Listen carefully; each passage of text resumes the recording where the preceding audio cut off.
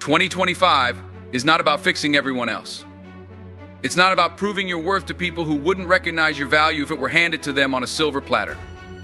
It's about becoming the best version of yourself, unapologetically. That means setting boundaries that protect your peace.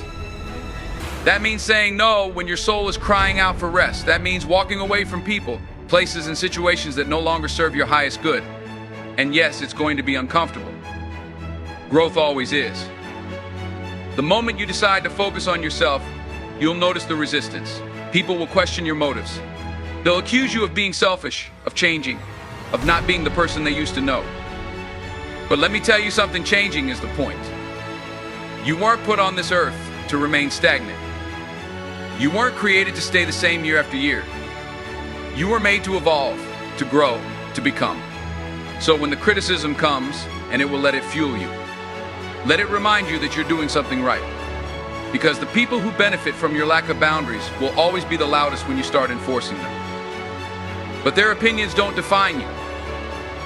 What defines you is the work you're willing to put into yourself.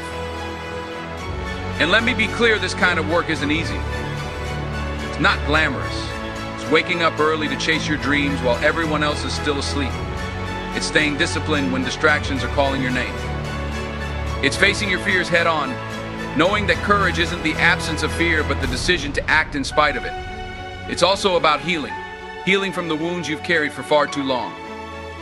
The ones you've hidden behind smiles and small talk. The ones you thought time would erase but have only deepened with neglect. Healing is messy, but it's necessary.